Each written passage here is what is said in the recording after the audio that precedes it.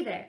Today I want to talk with you about a language learning method that might not be very popular, but which has played a crucial role in the kind of progress I've been able to make in all the languages I speak.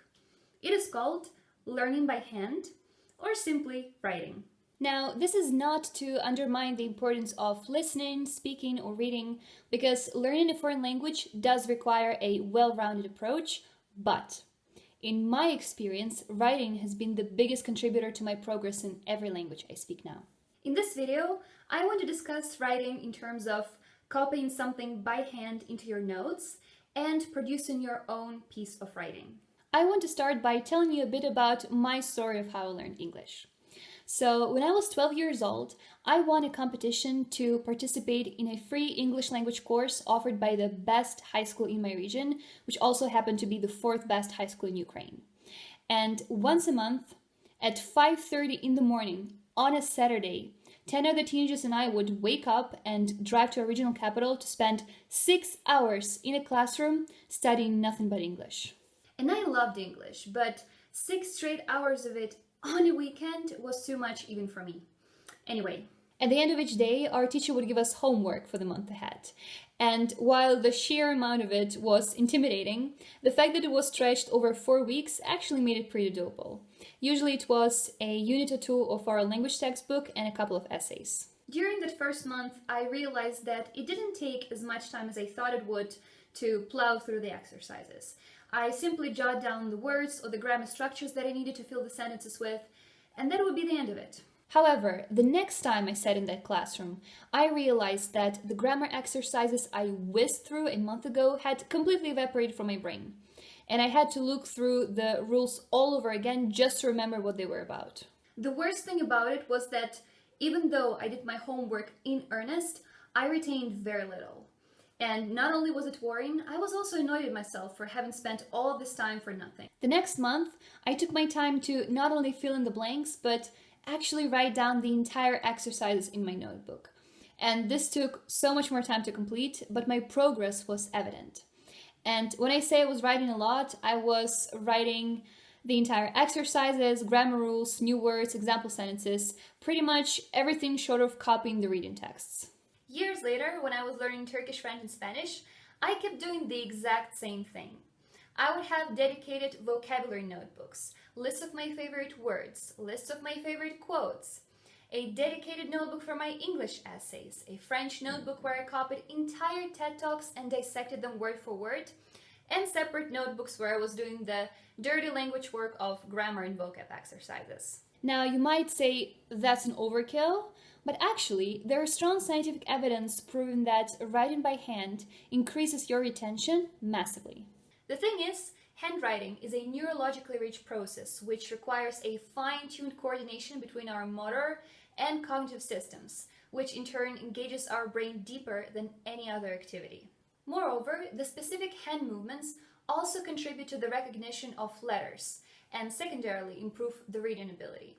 Neurological research actually affirms that handwriting improves letter recognition in preschool children. You might ask, how is it useful for adult language learners? Well, if you're learning a language with a difficult alphabet, learning it by hand will help you memorize it much faster. The same argument is true for spelling. Handwriting will help you fix orthographic mistakes if you're learning a language with a tricky orthography, such as French. Because by not only seeing the word, but actually writing it down, you will remember the correct spelling much better. It also applies to complex grammar structures in languages that are very different from your mother tongue. Again, the more you repeat what you see in writing, the more automatic it will eventually become. And finally, writing forces us to slow down and process the information. We can type in the blind, but if we are taking notes by hand, we cannot just write down everything. By writing it, we make the information our own. So, write as much as you can. Copy entire exercises. Don't just fill in the blanks. Write down new words and their meanings, example sentences, your favorite quotes, or even the entire passages from your favorite books or articles. The more the better, you will be surprised how much it pays off. Moving on, I'd like to discuss writing in terms of creating an original piece of your own. Now, I don't know about you, but personally, I don't really like writing in a foreign language, in any language for that matter. I love it when I'm already in the flow, but those first few minutes of sitting down to write are as agonizing as ever. That said, producing a piece of writing in a foreign language is probably the most valuable thing you can do for yourself if you want to level up. The main reason for this is that writing, together with speaking, is an active form of learning.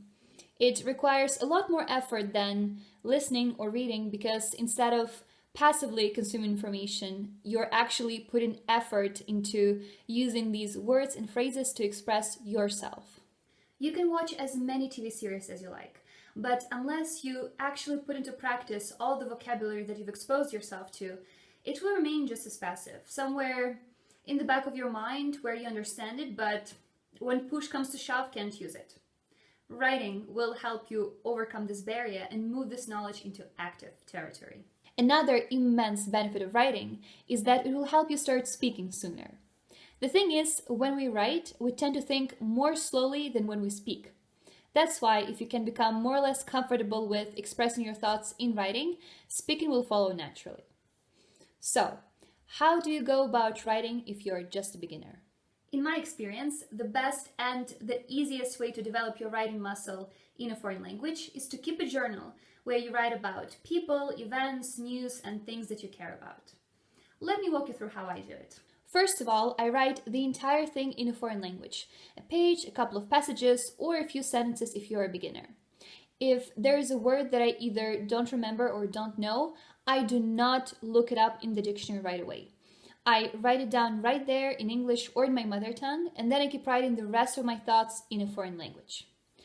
The most important thing here is to not ruin the flow. After you finish writing, feel free to look up all the unknown words. And bonus points if you have any native speakers around you, you can even ask them to check your writing for mistakes. That said, it's crucial to remember that the goal of this exercise is not to produce grammatically and orthographically perfect sentences right off the bat. It's just for you to get used to thinking, writing, and expressing your thoughts in a foreign language. Journaling will help you acquire useful vocabulary on the topics that you actually care about. Because let's face it, we do not discuss global warming every single time we meet with our friends.